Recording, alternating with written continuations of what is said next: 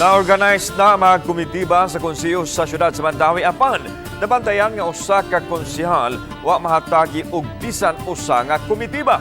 Ang report ni Nico Sereno.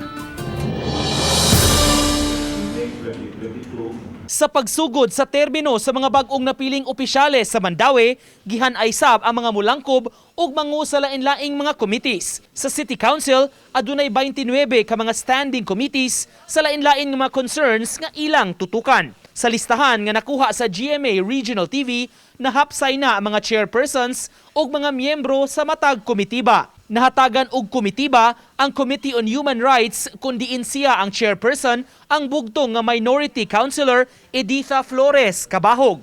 Apan walay ni usa nga gihuptan sa second termer nga konsehal Attorney Joel Seno. Gisuwayan namo pagkuha sa habig ni Seno kabahin niini apan wala siya mutubag sa among komunikasyon sa chat, text o tawag. Hinuon, gipasabot sa Vice Mayor, wala mo dawat og komitiba si Seno karon. Sa miaging sanggunian, siya ang chairman sa Committee on Laws, isip mo ay bugtong abogado sa konseho. Decline yun siya.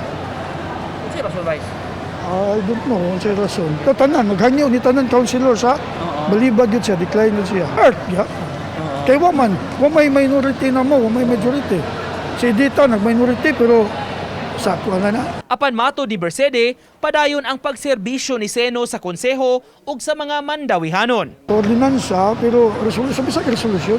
Mananggid ka kay na may committee nga concern na mas mananggid siya. Samtang sugod karon nga termino, 12 na ang elected city councilors sa syudad humanapun-an og duha sukad na himong Lone District. Gawas pa kini sa laing duha ka ex-officio nga mga miyembro ang ABC President ug SK Federation President. Butang nga gikalipay sa Vice Mayor kay mas daghan ang mga sakop sa council ug mabahin ang trabaho. Mas gaan ang trabaho sa committee.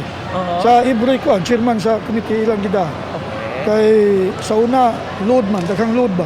Uban ni Godfrey Relien, Nico Sereno, Balitang Bisdak.